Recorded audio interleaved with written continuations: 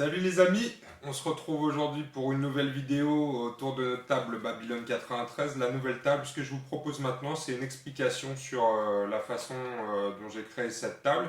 Ce ne sera pas un tutoriel complet parce que je l'ai construite pendant les 2 dernières semaines. Ça m'a pris un peu de temps, mais par contre, je vais vous donner les explications et les kits que j'ai utilisés pour que vous puissiez fabriquer la même table à la maison. Et je vous promets que si moi j'ai pu réussir à fabriquer ça avec ces grosses mimines, vous aussi, vous pouvez le faire. Donc, c'est juste un peu de temps, un peu de travail. Mais en tout cas, je vous promets, je vais vous donner toutes les informations pour pouvoir la refabriquer à la maison. C'est parti pour l'explication.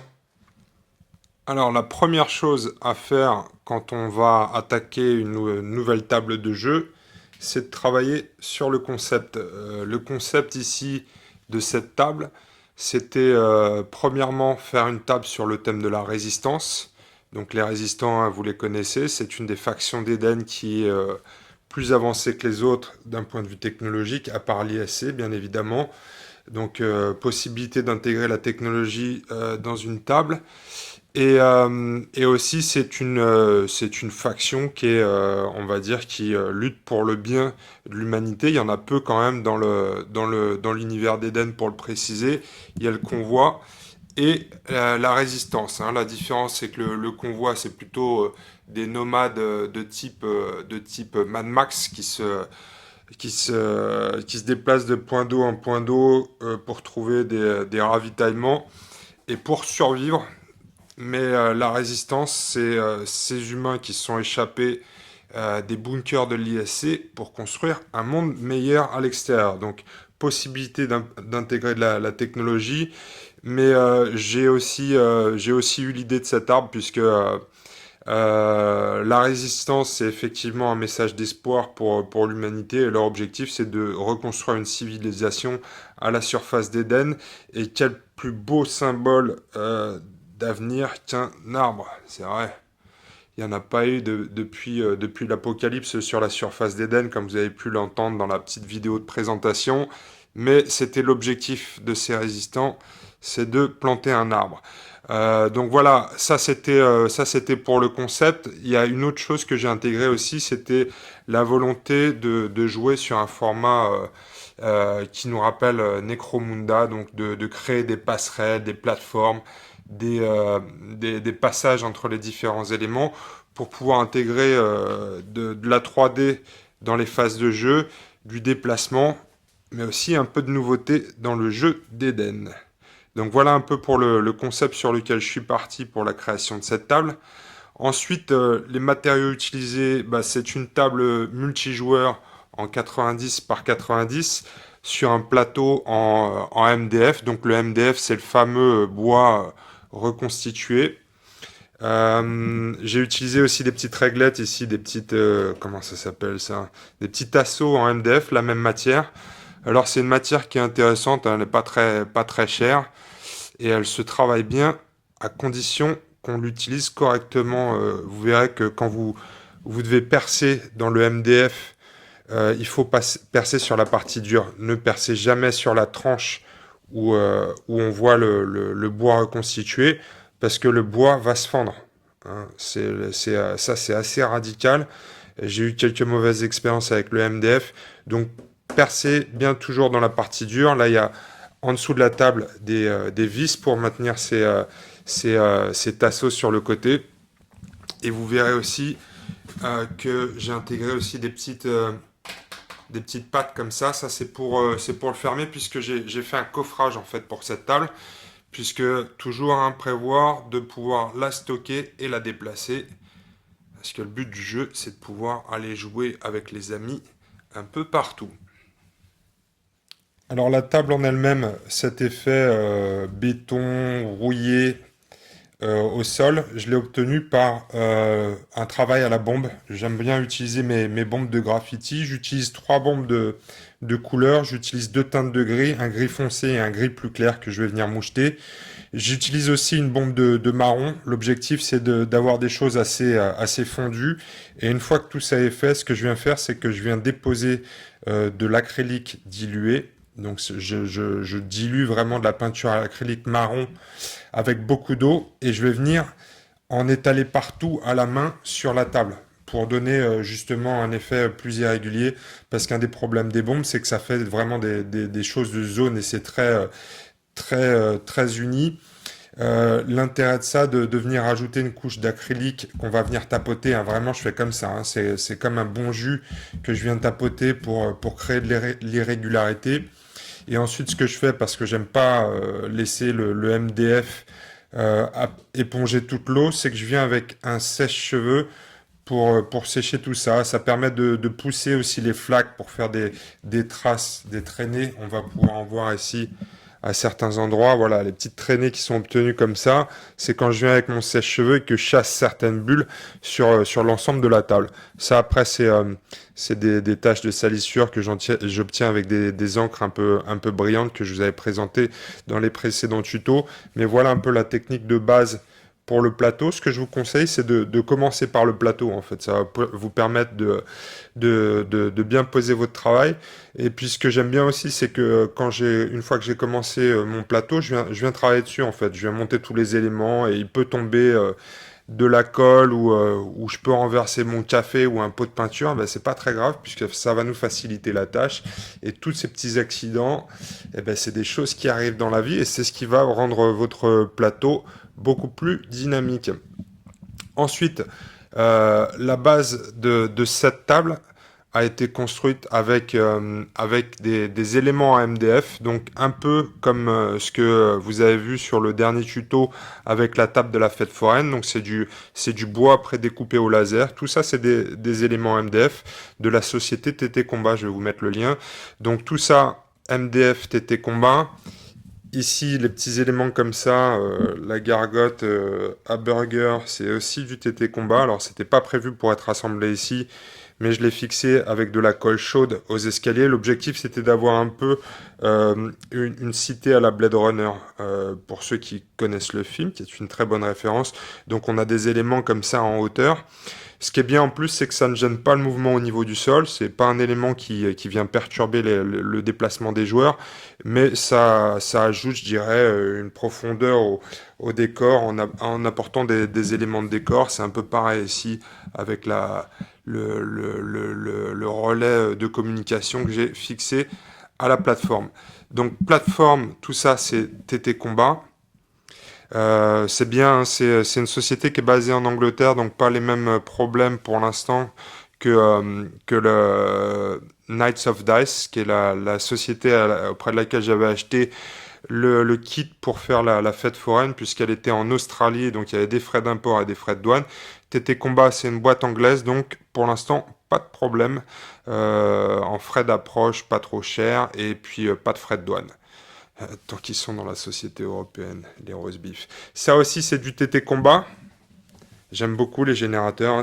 Tout ça, c'est des petites plaques de bois qui sont assemblées ensemble. Donc là, vous le voyez, la base de ce décor est constituée à partir d'éléments TT Combat. Ensuite, là, les petites passerelles aussi. La deuxième chose que j'ai utilisée pour ce décor, c'est du plâtre. Donc, je vous l'avais montré aussi sur un tuto sur la fabrication de décors à base de plâtre. La base de ces éléments est constituée de plâtre. C'est des éléments que vous devez reconnaître d'ailleurs que j'ai utilisés sur la table ISC. Il y a des nouveaux éléments qui n'étaient pas sur la précédente table en plâtre. C'est ces éléments-là qui sont aussi en plâtre. Alors, j'utilise vraiment le plâtre seulement quand c'est nécessaire, c'est-à-dire quand je veux vraiment obtenir quelque chose de détaillé pour les éléments qui se voient le moins, j'utilise du dépron. Par exemple, toute la base ici qui se trouve en dessous, cette partie en plâtre, c'est du dépron. Hein, puisque le dépron ne pèse rien et se travaille très facilement. Donc toute la base et tout l'intérieur de cet élément-là, il est en polystyrène extrudé. Hein. Il faut avoir une base qui soit solide. Si j'avais fait cet élément creux, il serait sans doute déjà en miettes après la première partie. Moi, j'attache beaucoup d'importance à la solidité d'une table parce que c'est fait pour jouer, c'est fait pour être déplacé. Tous les éléments sur cette table-là sont collés à la colle chaude, donc un pistolet à colle chaude, parce qu'elle est stockée à la verticale et elle est transportée à la verticale. Donc l'objectif, c'est que ça ne bouge pas et que ça résiste à nos parties. Alors, un des petits inconvénients de ce kit TT Combat, c'est que ça ne se raccordait pas d'un point de vue hauteur. C'est-à-dire que ces éléments-là de passerelle, lorsque vous les montez, ils ne collent pas parfaitement avec la hauteur de ce module central. Donc j'ai dû le rehausser en utilisant ici, c'est pas du plâtre, c'est du dépron que j'ai formé au, au stylo et que j'ai peint ensuite. Là aussi pour éviter le poids du plâtre parce que c'était pas nécessaire. Donc voilà, il a fallu que je rehausse les éléments en travaillant sur une base, mais c'est pas très grave parce que de toute façon j'avais prévu par endroit de mettre des zones comme ça qui vont permettre de rythmer un peu la table et d'apporter un peu plus de profondeur encore une fois. Donc kit TT Combat, j'ai utilisé la même technique que sur le kit Knights of Dice de la fête foraine. J'ai tout peint avant le montage, c'est-à-dire que je vais venir bomber les éléments un par un avec du gris les endroits où on va marcher, avec du vert pour les rambardes. Et ensuite, je monte. Je monte tout à la colle néoprène. Attention, la colle néoprène, pas aux endroits où ça va toucher le polystyrène ou le dépron, puisque sinon, vous allez le bouffer. Mais sinon, la colle néoprène, c'est vraiment le top pour le montage de ces éléments MDF, qui sont aussi très agréables à monter. Hein. Là, c'est pareil, ça c'est un élément MDF. Je l'ai monté à l'envers et j'ai comblé ici avec de la carte plastique et j'ai fabriqué une petite porte ici avec des éléments en plâtre. Autre élément en plâtre, on va les voir ici à la base de l'arbre. Donc toute la partie tuyauterie est faite en plâtre. Vous voyez ici, quand on voit ce qu'on peut parce que il est quand même bien entouré. Mais j'ai créé toute une base en plâtre ici. Et ensuite, on a notre arbre. Alors l'arbre, c'est une branche hein, que j'ai coupée à la bonne longueur. Vous voyez qu'il est aussi dans une espèce de serre au niveau de la base. C'est un tube en plastique. Alors ça, c'était un tube en plastique de capsule de café. Hein. Vous verrez que quand on commence à bricoler des décors, on se retrouve à faire les poubelles. Les gens comprennent pas trop ce qui se passe, mais c'est pas grave. Moi, dès que je vois des déchets qui me paraissent intéressants, je fais de la récup parce que je sais qu'à un moment, ça va servir. Alors ça, il faut pouvoir les stocker et ça peut paraître un joyeux bordel, mais en tout cas, ça a toujours son utilité. Donc la base de l'arbre, c'est une branche avec un étui à dosette à café. Et ensuite, la partie supérieure de l'arbre, je vais vous montrer, puisque elle n'est pas fixe ici. Hein. L'objectif, c'est de pouvoir enlever ça pour le transport, parce que sinon, la table est trop haute. Donc, il y a deux éléments. On va le voir ici. Donc, la fameuse branche avec la tuyauterie à la base et le truc à dosette de café qui fait le contour. Pour faire la forêt en elle-même, ça, c'est des choses que j'ai achetées chez Zodio. Zodio, c'est un magasin de bricolage, mais plutôt pour la décoration. À la base, c'est une boule. Merde, j'en ai cassé un bout. À la base, c'est une boule, vous voyez, qui se découpe. Donc, c'était une boule complète. Nous, on a pris une pince à plastique, et on a découpé à ces endroits-là pour ne garder qu'une moitié de la boule et pour pouvoir en faire une petite forêt. Vous voyez, ici, il y a un élément qui s'est détaché. J'avais même pas vu, mais c'est pas mal parce que ça veut dire qu'on peut aussi récupérer les éléments un par un pour pouvoir faire de la végétation. C'est pas mal fait. Ça vaut vraiment pas grand-chose et c'est acheté chez Zodio. Voilà, je passe pas mal de temps aussi dans ce genre de magasin parce que je sais pas ce que les gens en font à la base. Hein. Je sais pas s'ils foutent ça dans leur baraque. C'est quand même un peu limite pour faire de la déco. Mais en tout cas, pour faire notre table, c'est très bien. Le deuxième élément, c'est cette... on va appeler ça une bulle en plastique qui est normalement deux éléments, aussi acheté chez Zodio. Ça vaut pas grand chose non plus. Et normalement, c'est fait pour faire des boules de Noël, vous savez, mettre du polystyrène ou je sais pas quoi dedans, des lutins ou des trucs comme ça pour la déco. Moi, j'ai acheté ça et du coup, j'ai les deux parties de cette bulle en plastique qui me servent pour faire donc la serre principale. Juste à la soulever, mettre ma forêt et on ferme la serre. Donc voilà un peu pour l'élément principal, l'arbre. L'arbre, c'est vraiment du bricolage complet. Ensuite, il y a une petite chose que je voulais intégrer aussi dans ce décor, c'est de l'électricité et des LED. Alors, sur la partie électrique, tout se situe à l'intérieur, donc ça tombe bien puisque c'est une batterie énergétique, mais j'ai caché en fait à l'intérieur un dispositif à LED. Donc ici, vous le voyez, j'ai une petite boîte avec deux piles dedans et un interrupteur. Lorsque j'allume, j'ai tous les petits LED de la table qui vont s'allumer. J'ai le même dispositif de l'autre côté. Je vais vous montrer une fois que tout ça est allumé. Donc on ne le voit pas, il est caché à la base à l'intérieur de cet élément du décor. Et donc ensuite, vous allez avoir un espèce de petit fil en cuivre avec des LED que vous allez vraiment pouvoir travailler comme vous le voulez. Ça, c'est quelque chose que j'ai acheté chez Zodio aussi. Zodio, ça vaut 3 euros, je crois. Ça vaut vraiment rien. Et je trouve que l'effet est plutôt réussi, d'autant plus que le fil, après, c'est juste un petit fil en cuivre avec des LED et vous allez vraiment pouvoir le travailler comme vous voulez. En fait, vous pouvez l'enrouler au travers des éléments de décor. Ça donne même un aspect esthétique qui n'est pas inintéressant.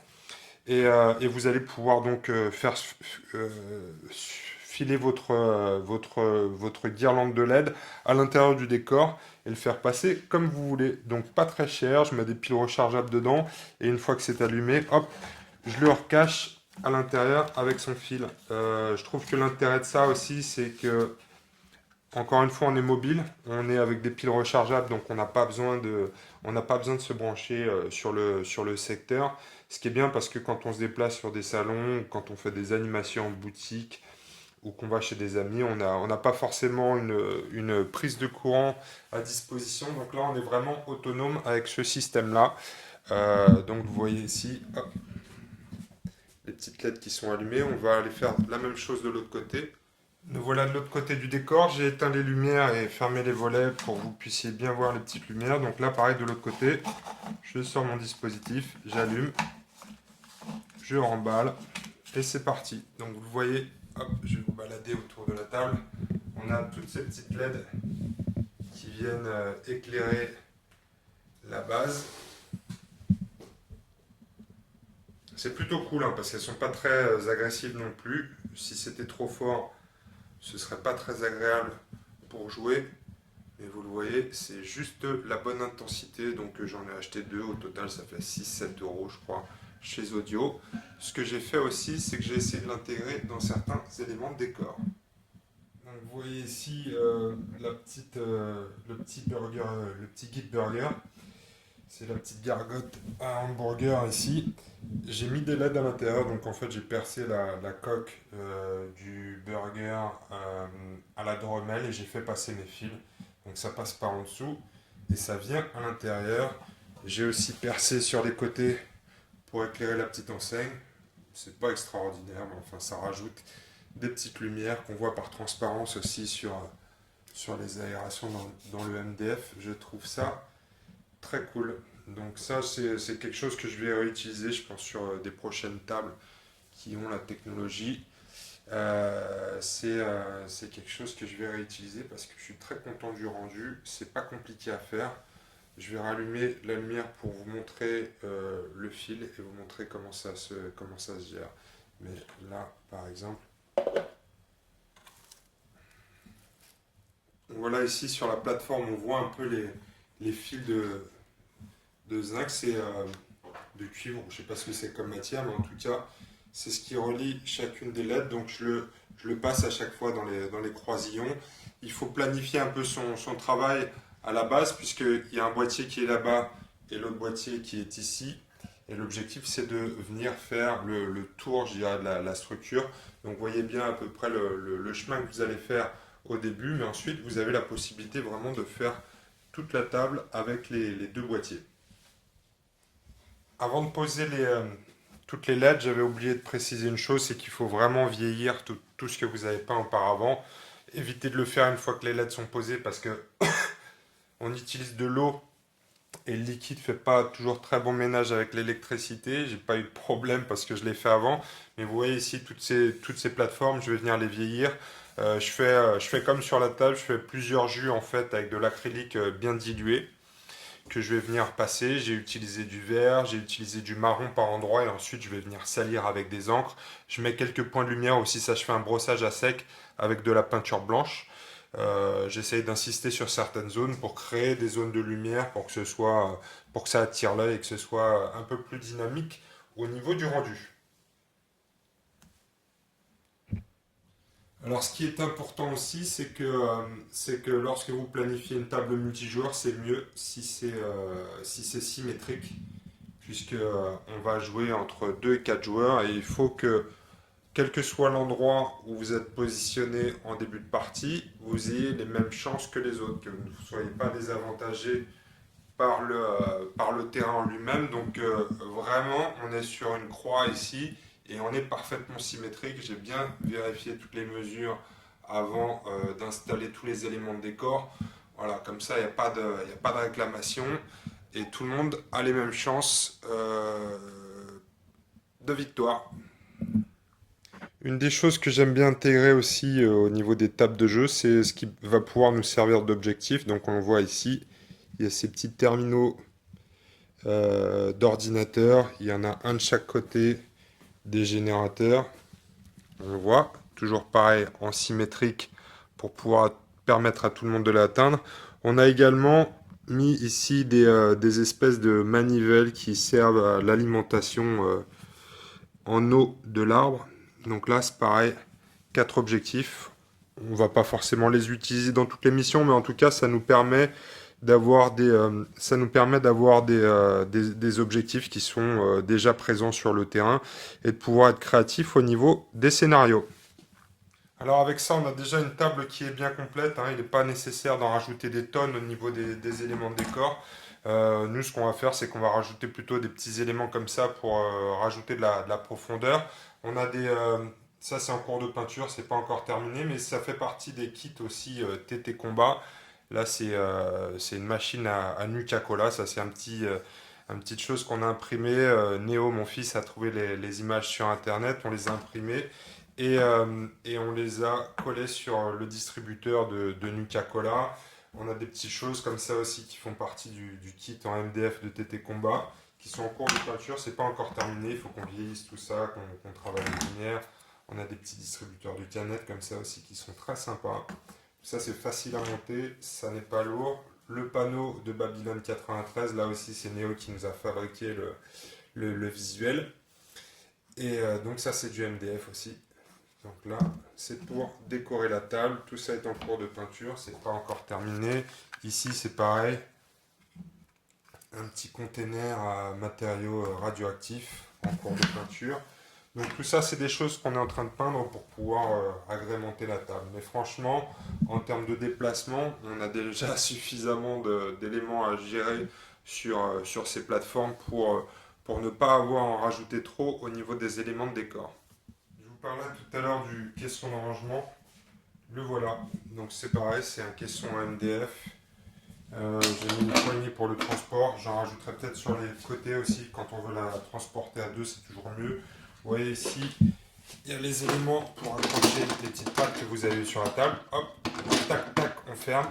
Là, c'est pareil, j'en ai que deux, j'en ai une de chaque côté, mais je vais sans doute en rajouter une troisième ici pour bien maintenir le tout. Mais vous voyez, c'est creux et à l'intérieur, on met notre élément de décor. Donc, on ferme la table et on peut la stocker comme ça à la verticale et puis la balader un peu partout.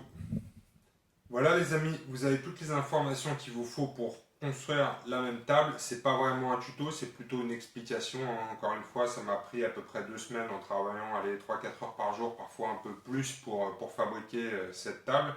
Donc vous pouvez vous mettre au boulot. N'hésitez pas à en faire des variantes. Nous, ça nous intéresserait aussi de vous voir dans des vidéos avec ce type de table. Parce que l'objectif, c'est de partager. Donc voilà, à vous de jouer, à vous de construire. Et puis si j'ai oublié de parler de certaines choses ou si vous avez des questions sur la fabrication de cette table, n'hésitez pas à mettre dans les commentaires. Je ferai de mon mieux pour répondre et pour expliquer tout ça. Voilà les amis, je vous souhaite une bonne construction et à bientôt pour la suite. Salut! Message de la résistance. On nous a dit que le monde extérieur était hostile. C'était vrai. On nous a dit que la vie en surface n'était pas possible. C'était un mensonge. Nous avons décidé de quitter nos villes souterraines par la force pour construire un avenir sur Eden. Nous avons bâti cette cité sur les cendres de l'Apocalypse, symbole d'un avenir radieux. Nous vivons ici en paix, mais nous sommes prêts à nous battre pour défendre nos valeurs.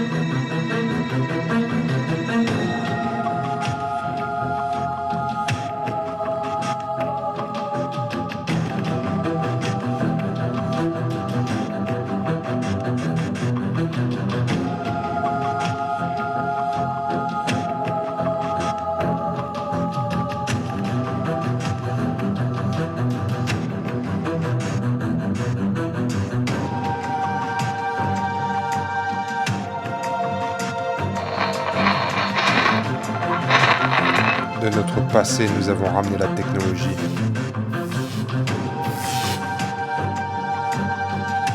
Mais la chose la plus importante que nous ayons ramené nos souterrains et qui a coûté de nombreuses vies, c'est une graine. Une graine d'arbre. Jadis, il poussait par millions à la surface de la Terre, mais depuis l'Apocalypse, aucun être vivant n'a vu d'arbre sur Eden. Cet avenir radieux, il est possible, mes frères. Rejoignez les rangs de la résistance, battez-vous pour un monde meilleur et rejoignez-nous dans la ville de Babylone 93.